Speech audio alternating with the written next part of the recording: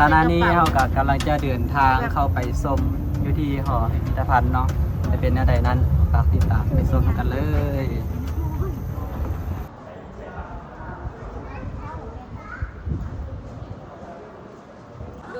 ได้เสื้ออีกเทื่อนึง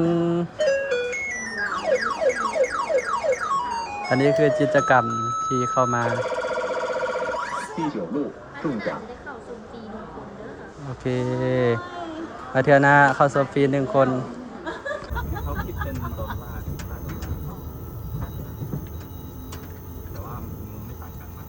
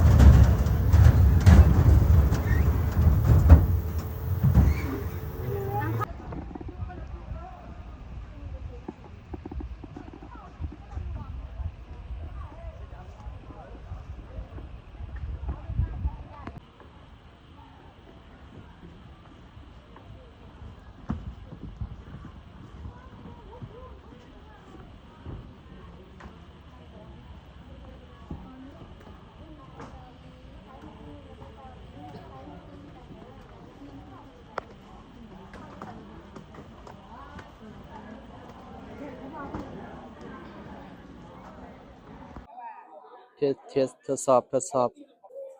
ตอนนี้เราก็เข้าไปเบิ่งไปชมนำกันเลย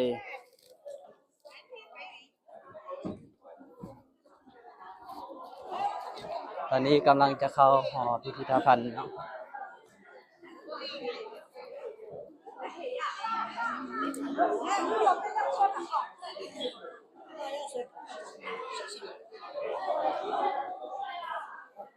เดี๋ยวเราเข้าไปเบิ่งทางใน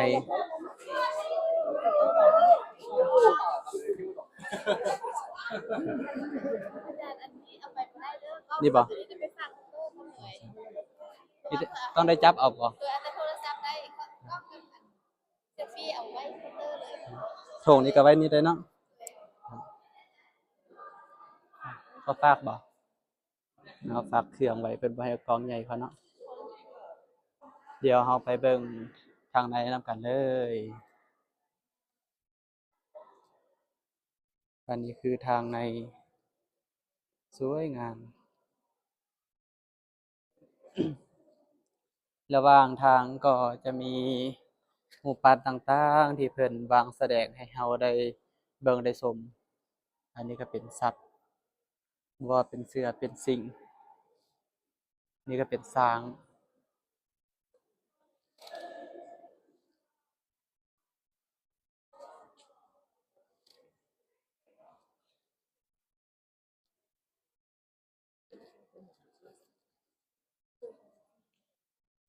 อันนี้ก็เป็นห้องที่2หลังจากที่เราได้เข้ามา ก็จะมีรูปปั้นต่างๆ มีบ่อนนั่งพักผ่อนพร้อม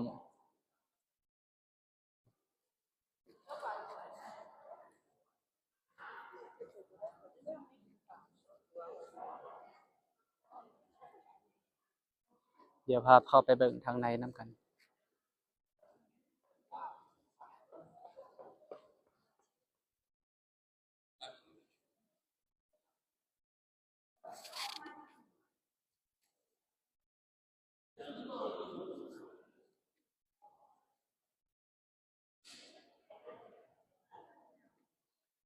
ส่วนทางนี้ก็จะเป็นรูปวางแสดงพระพุทธรูป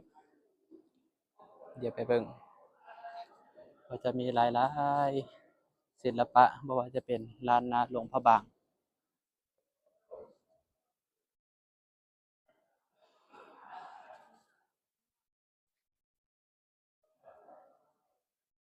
อันนี้ก็จะเป็น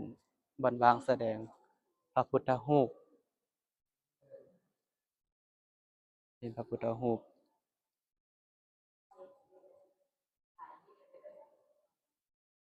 อันนี้ก็จะเป็นหิน เป็นหินแกะสลักต่างๆ ที่เพิ่นได้เอามาจากแม่น้ำต่างๆ แล้วก็มาแกะรูปวาง อันนี้น่าจะแม่นพระเจ้าองค์หลวง ที่ค้นพบอยู่ที่เมืองต้นเพิ่ง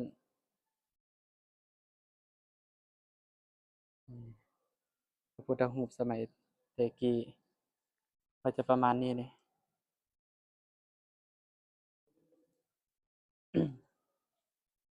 มีแต่ของเก่าแก่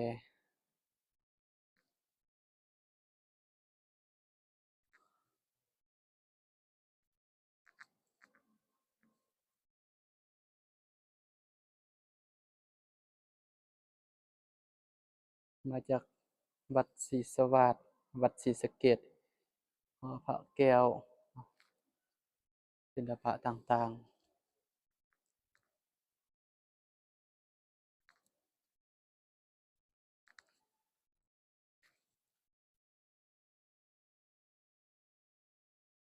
อันนี้เป็นพญาครุฑ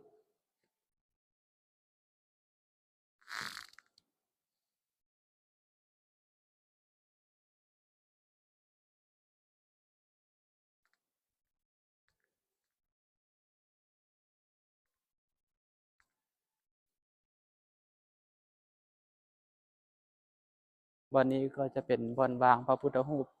หลายๆบ่อนเนาะ อยู่นำกัน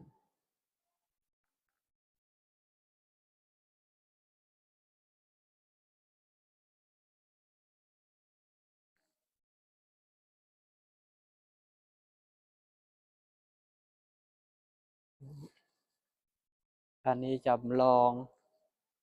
อ่า พระเจ้าสิงห์คำ คล้ายๆคือกันเนาะนี่ พระเจ้าสิงห์คำอยู่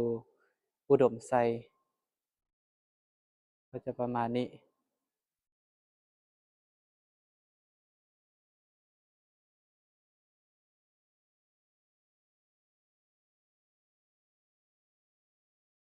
เป็นเสียน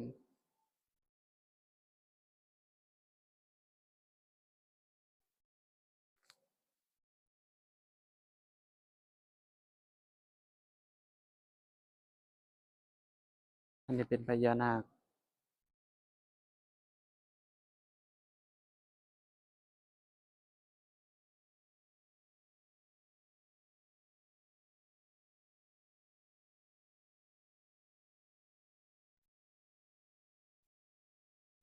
โรงวางแสดง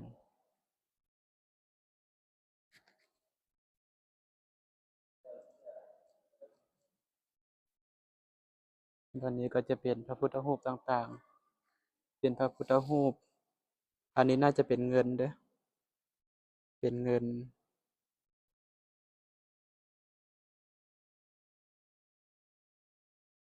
เป็นพระพุทธรูปเงินที่เพิ่นค้นพบแล้วก็เป็นเงินโอบเนาะสมัยตะกี้ลวดลายต่างๆเป็นพระไม้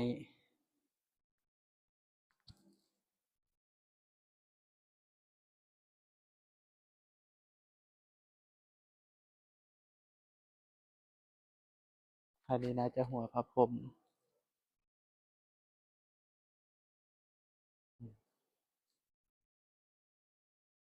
อันนี้ก็แบบจำลองอยู่ที่หอพิพิธภัณฑ์บ่อนนี้ที่เราเข้ามา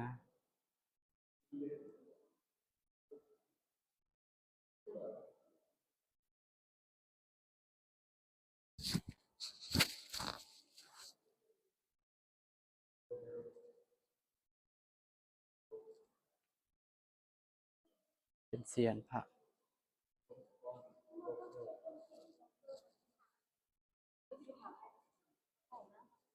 ข้างนอก